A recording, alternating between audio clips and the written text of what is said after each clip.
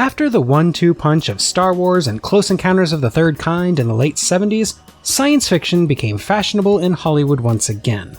As Steven Spielberg began working on his follow-up to Close Encounters, a film about aliens terrorizing a Kentucky farmhouse called Night Skies, the rising star Michael Douglas, who had already proven his ability to produce hits with One Flew Over the Cuckoo's Nest and The China Syndrome, convinced Columbia Pictures to purchase a script by Bruce A. Evans and Reynold Gideon.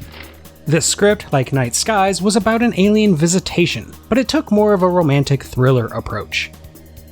However, as Spielberg's idea changed form into what would eventually become E.T. the Extraterrestrial, Columbia was faced with a dilemma. The two projects were becoming too similar, and producing both seemed like a bad idea.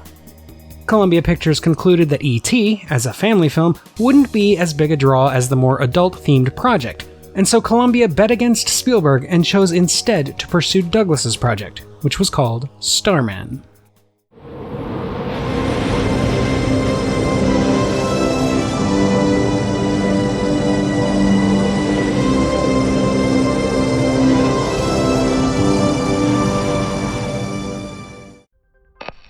An alien intelligence has just intercepted the Voyager 2 spacecraft, heard its message of warm greetings from Earth, and heeded its invitation to pay humanity a visit.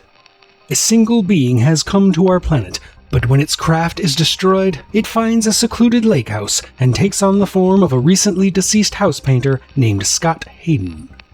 He then elicits the help of Scott's widow Jenny to introduce him to the human experience and to drive him across America to meet up with his mothership before he is caught by an overzealous military hell-bent on studying him. Before we go any further, if you could please hit that like button, I might be able to stave off the pursuing YouTube algorithm long enough to make my rendezvous with destiny. If you really do like this video, go ahead and hit that subscribe button too. Thank you in advance. With that out of the way, let's get back to the subject at hand. The road to getting Starman to the silver screen was a long and troubled one. Michael Douglas, in the role of executive producer, undertook the search for a director himself. His first choice was Mark Riddell, director of The Cowboys and On Golden Pond, but Riddell was dismissed over the always nebulous creative differences. Next came Peter Hyams, director of Capricorn 1 and Outland, who wanted to turn the movie into a straightforward science fiction tale that toned down the political and romantic angles of the evolving script. When Hyams didn't work out, the then relatively unknown Adrian Lyne came aboard. Lyne worked well with Douglas, the two would later make Fatal Attraction together, but he decided to abandon the project in favor of Flashdance.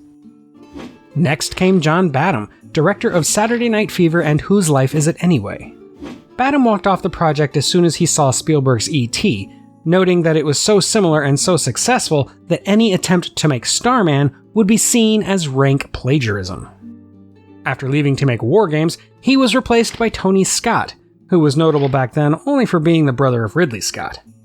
Scott focused on making a heavily stylized film in order to set Starman apart from E.T., leaving considerations of plot and theme to the writers. When he ultimately left the project as well, Michael Douglas finally settled on John Carpenter. Despite finding marginal success in his most recent film, Christine, Carpenter knew his days as a director in Hollywood were numbered if he didn't have a hit soon. The goodwill and fame he'd earned for Halloween and Escape from New York had dried up, following the critical and box office disaster of 1982's The Thing, a movie that had been crushed by the success of E.T. and wouldn't get its well-deserved critical reevaluation for several more years. John Carpenter agreed to do Starman because he saw it as a character-driven road movie that would prove he was capable of being more than an exploitative horror director. Douglas liked him based on his proven capacity to handle complex characters and action, which Douglas saw as the two most critical components of Starman. Carpenter's vision was to make a movie about two seemingly incompatible people finding a bond through shared experience that must ultimately be broken by a tragic goodbye. As inspirations, he has cited It Happened One Night, The 39 Steps, Brief Encounter, and The Defiant Ones. He also wanted to avoid focusing entirely on the dark side of human nature, which the script initially did. While Starman has every opportunity to judge mankind harshly for how he is treated, he ultimately concludes that humans, while unquestionably primitive and hostile, have a beauty and spirit that make them unique and fascinating. Throughout all of the directorial shakeups, the child actor turned screenwriter Dean Reisner, known primarily for his work in television and on the Dirty Harry films, was constantly retooling the script by Bruce Evans and Ray Gideon. When Carpenter came aboard, Reisner took out practically all of the political aspects of the story, severely trimmed down the science fiction, and then highlighted the dynamic between the two leads. Despite all of his work, though, reportedly he did a total of 7 rewrites, Reisner was denied credit in the final film due to Writers Guild arbitration.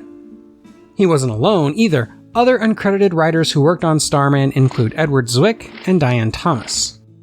Ultimately, despite the myriad changes made to their original script, only Bruce Evans and Ray Gideon received credit in the final film. Carpenter, who disagreed with the WGA's decision, did try to give Dean Reisner a special dedication in the credits, but that would have violated Writers Guild rules as well. For the main character, the titular Starman, several different actors were considered. In the very beginning, Michael Douglas had wanted the part for himself, but the studio thought he was too old. When Tony Scott had still been attached, he wanted Philip Anglum, and Carpenter, after considering Tom Cruise, who turned it down because of scheduling conflicts with Ridley Scott's Legend, initially cast Kevin Bacon. However, Carpenter had a change of heart and decided he didn't want a huge star, so he offered the role to Jeff Bridges. Bridges certainly wasn't unknown at the time. He'd already been in Thunderbolt and Lightfoot and Tron, but he wasn't as famous as Cruise or Bacon. However, he had met with Carpenter at least twice before, having been considered for the lead roles of R.J. MacReady and Snake Plissken in The Thing and Escape from New York, with both roles ultimately going to Kurt Russell. For Starman, Jeff Bridges did extensive prep work to portray an alien trying to act like a human. He did a lot of research into the movements of birds, particularly the way they rapidly move their heads, and worked with his friend and professional dancer Russell Clark to come up with his unusual way of moving. He also videotaped his own young daughters, aged between 1 and 3 at the time, for hints as to how to behave like someone still learning how to control their physical form. Bridges' performance is an exercise in bravery, walking a very fine line between goofy and self-serious that could have been disastrous if pushed even slightly in one direction or the other. As the Secretary General of the United Nations, who represent almost all of the human inhabitants of the planet Earth, I send greetings. For all of his efforts, Jeff Bridges earned an Academy Award nomination, losing to the admittedly well-deserving F. Murray Abraham in Amadeus. Whenever he talks about his much-lauded performance in Starman, though, Bridges is always quick to give credit to his female co-star, Karen Allen, who plays Jenny Hayden. Allen, known at the time for Animal House, Cruising, and Raiders of the Lost Ark, delivers what, for my money, is the best performance of her career. Her character is still suffering from the loss of her husband Scott, the form of whom Starman takes, and her character turn from kidnapping victim trying to get away to Starman's champion and lover is made so natural by Allen's portrayal that it feels inevitable. She is a flawed, broken woman at the start, but she finds her inner resolve as the movie goes on, especially in the pivotal scene where she decides not to escape when she has the chance. As much as I love Jeff Bridges, Starman is, in my humble opinion, Karen Allen's movie. Other actors worth mentioning are Charles Martin Smith as the SETI researcher Martin Sherman, Richard Jackal as the cartoonishly evil NSA head George Fox, Buck Flower as the cook, and MC Gainey as one of the cops. This is not your island. This is our island. Filming began in February of 1984. Carpenter was keen to show the physical beauty of the American landscape, and so he chose to use the backroads of the United States as his, quote, very own backlot, unquote. They filmed on the roads between Los Angeles and Las Vegas, went to Meteor Crater in Arizona, Monument Valley in Utah, and Cedar Rapids in Iowa, visited various areas of Tennessee, upstate New York, and Washington, D.C., and then finished with minimal work at Warner Brothers' Burbank Studios. Though it relies on fewer effects than Carpenter's The Thing and Christine, Starman does have a few important effects moments. The first involves the alien assuming the form of Scott Hayden, which was put together by the legendary effects team of Rick Baker, Dick Smith, and Stan Winston, with visuals overseen by Industrial Light and Magic, who co-produced the film. The climax of the film at Behringer Crater was particularly tricky, involving 16 helicopters on loan from the Northrop Corporation and an alien craft in the form of a highly reflective sphere. The latter of these was the subject of a federal lawsuit filed by the makers of the relatively obscure 1983 film Wavelength, which features an eerily similar craft appearing in a similar climactic moment. The court eventually dismissed the lawsuit, finding that the similarities weren't enough to justify a charge of copyright infringement, and that, quote, the concept of a spherical spacecraft is not new or unique, unquote. For the music, Starman, alongside The Thing, is one of the few John Carpenter films scored by someone other than John Carpenter. On Michael Douglas's recommendation, the job was given to Jack Nitzsche, who, in addition to his work with Phil Spector and the Rolling Stones, had done the music for Performance, The Exorcist, One Flew Over the Cuckoo's Nest, and An Officer and a Gentleman. Nitzsche took inspiration from Carpenter's typical electronic style, but infused it with a few florid love themes that sell the film's romance in a way that Carpenter felt he couldn't do on his own.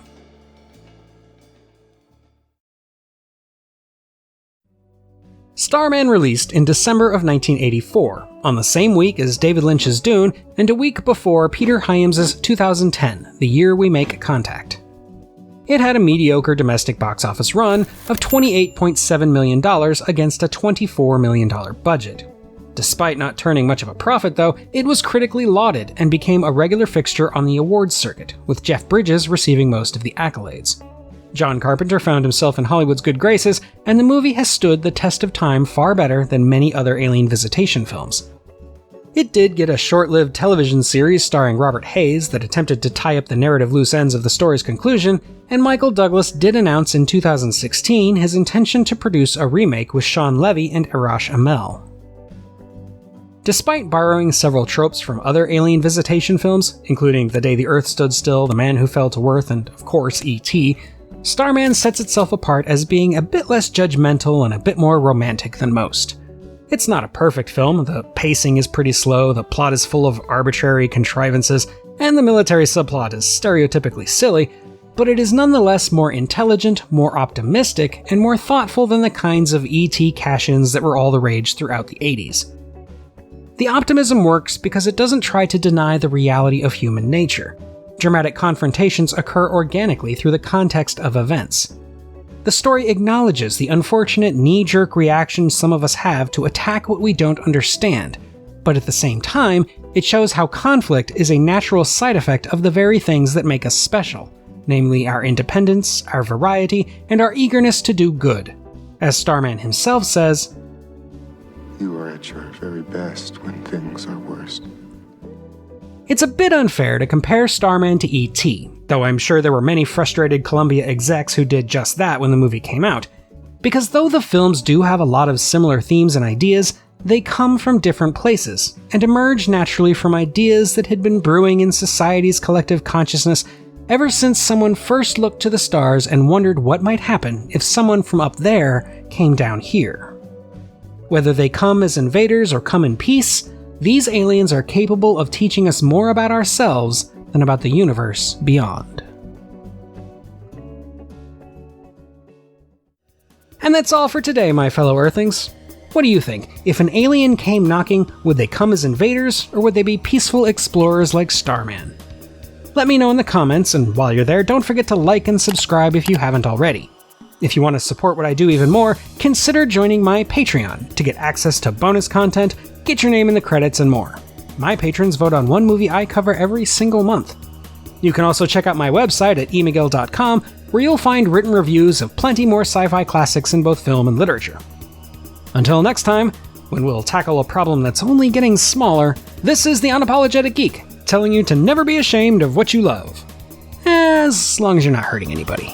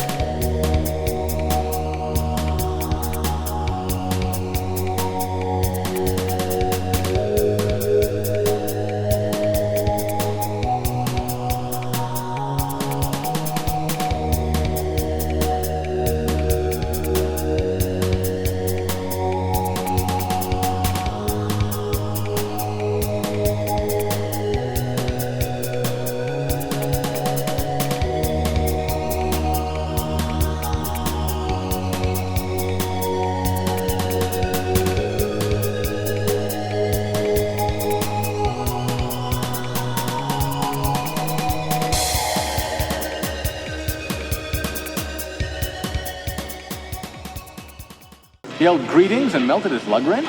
Where'd you get? How do you melt somebody's lug wrench?